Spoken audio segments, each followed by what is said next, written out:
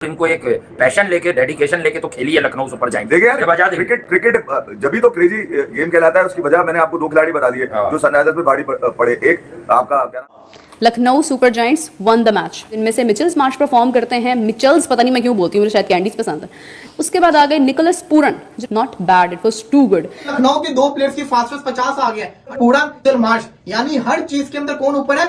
ये लोग ऊपर है, लखनऊ वाले ऊपर है। आईपीएल वालों ने लगता है मेरी जो बोरियत है अब उसको खत्म करने का इरादा कर लिया और मेरी बात सुन ली है शायद कि मैं बार बार कह रहा था यार वन साइडेड मैचेस हो रहे हैं। खैर लास्ट मैच में भी इनकी अच्छी परफॉर्मेंस रही थी और उन्होंने आराम सुकून से मैच जो है वो विन कर लिया। अच्छी बात ये थी कि अपनी विकेट्स भी बचाई हैं। दोनों टीम्स टक्कर की थी। अब बात ये है कि किस तरह से टीम्स आगे जाती हैं, मैचेस इंटरेस्टिंग होते जा रहे हैं और पूरे का पूरा पासा पलटते जा रहे हैं। बात सुन ली है शायद कि मैं बार बार कह रहा था यार वन साइडेड मैचेस हो रहे हैं, यार इंटरेस्टिंग मैचेस नहीं हो रहे, बोरियत हो रही है। एक टीम जो है वो मतलब बड़े मार्जिन से जीतती है, दूसरी टीम बड़े मार्जिन से हार जाती है, तो ये मजा नहीं आ रहा। इतनी बड़ी लीग है, इतना बड़ा पैसा इन्वॉल्व है, इतने बड़े बड़े जो लाइमलाइट जिसको आप कहते हैं उसके प्लेयर्स अवेलेबल हैं इसमें इन्वॉल्व हैं, तो why not we should have cracker of game every single day. और ये पहले तो मेरी बात पूरी नहीं हो रही थी और एक वक्त तो ऐसा आया था कि मैं छोड़ गया था। मैंने कहा यार अब मैं सिर्फ उस मैच के बारे में बात करूंगा कि जो वाकई जिसके बारे में बार इंटरेस्टिंग मैचेस नहीं हो रहे। कैप्टन रहाणे और ये कहते हैं टॉप क्लास नॉक्स। आज तो एक और भी बड़ा आइकॉनिक दिन है, लेकिन अजिंक्य रहाणे ने जो आज कमाल किया है, ये कमाल बहुत अरसे तक लोगों को याद रहने वाला है। But anyways Nicholas Pooran he is a beast. देखने में तो वेस्ट इंडीज के जो बैट्समैन होते हैं उस तरह का ऊंचा लंबा कद वैसा तो लगता नहीं है, लेकिन छक्के मारने में सेकंड टू नन। अब इसके हर मैच में एवरेज चार पांच छक्के तो हर मैच में इसके होते हैं और जिस आसानी से ये मारता है छक्के वो एक बहुत ही हैरानगी की बात है। लेकिन match after match this guy he does the same thing again and again and again. जो फर्क है यार वो फर्क बहुत साफ नजर आ रहा है। हाँ। वो एक लौंडा है जिसने ठोका पकड़ के आज पूरन मार्च ने भी अच्छा स्टार्ट है। निकोलस समझ ने अपनी फ्रेंचाइज को आखिर में फोड़ डाला और आज मारने में आखिर में जो ढक्कन टाइट करने में जो आदमी लग रहा है ना, वो ऐसा बॉन्ड मार के गया, वो ऐसी की तैसी कर दी उसने। Nicholas Pooran easily could be the man of the match, but हुआ यही कि शार्दुल ठाकुर ने जो इनकी कमर तोड़ी, ये बहुत डेंजरस आउटफिट है, ये करती 230।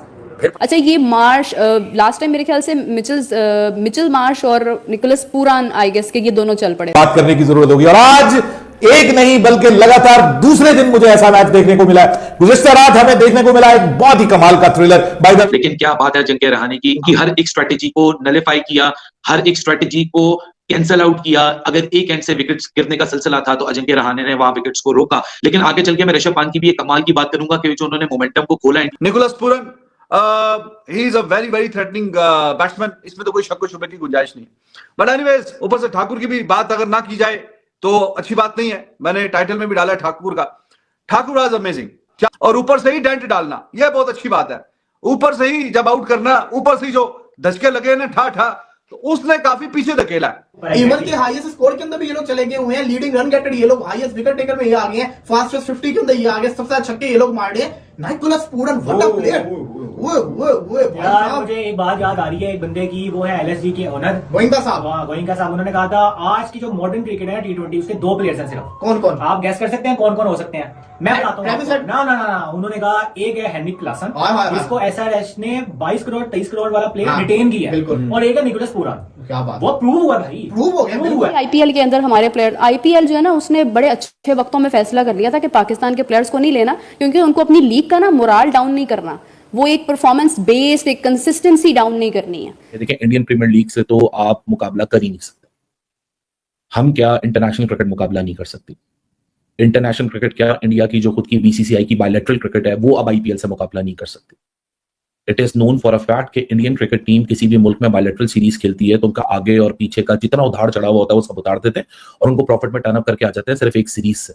239 रन को चेस करते करते सिर्फ 4 रन पीछे रह गया केकेआर और ये मैच एडन गार्डन्स में बहुत हाई स्कोरिंग मैच था। KKR I think they must be feeling they missed opportunity to chase this down और बीच में जो मोमेंटम थोड़ा सा स्लो डाउन किया वो वेंकटेश अय्यर की वजह से। ये काफी मोमेंटम जो है, हालांकि 10 रन के हिसाब से चाहिए। इनको एक पैशन लेके डेडिकेशन लेके तो खेली है लखनऊ सुपर जायंट्स। देखिए यार क्रिकेट जब भी तो क्रेजी गेम कहलाता है। उसकी वजह मैंने आपको दो खिलाड़ी बता दिए जो सनराइजर्स पे भारी पड़े। एक आपका क्या नाम है, थे आखिरी 7-8 ओवरों में रन कोई ज्यादा मुश्किल नहीं था। मुश्किल काम वो कर चुके थे ऑलरेडी। 6 ओवरों में 90 12 ओवरों में 150 और आगे फिर इतना मुश्किल काम था नहीं। 8 ओवरों में 80-85 रन, विकेटें भी अच्छी खासी हाथ में थी।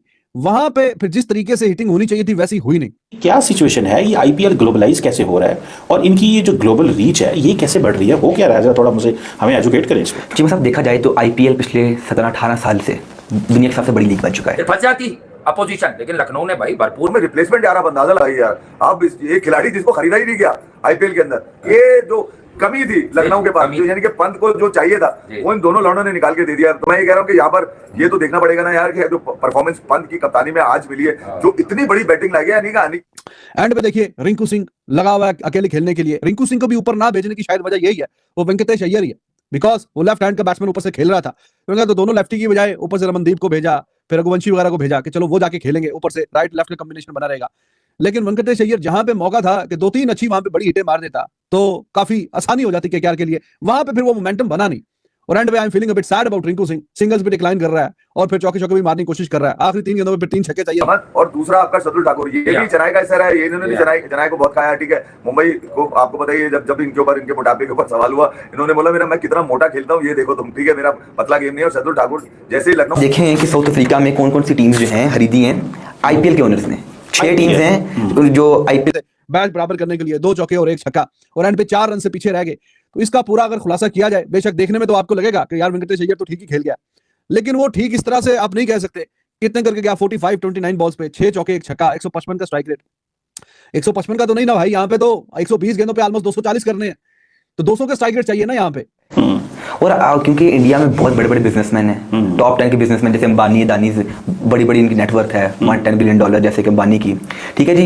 ये देखें अब बिजनेसमैन जैसे कि बहुत ज़्यादा हैं, वो अब क्रिकेट पर पैसा लगा रहे हैं क्योंकि उन्हें पीछे से दोबारा रिजल्ट भी मिलते हैं, उन्हें प्रॉफिट मिलता है क्रिकेट से। जैसे कि आईपीएल इतनी उनकी ब्रांड वाली इस टाइम आईपीएल की $16 बिलियन है। उन्होंने कहा क्योंकि दूसरी कंट्रीज में भी इस तरह की लीग शुरू करो। जब साउथ अफ्रीका में SA20 शुरू की गई तो आप फ्रेंचाइजीज के ओनर्स हैं वही जो हैं SA20 में टीम खरीद रहे हैं, नाम थोड़ा चेंज किया है। साढ़े को PSL नहीं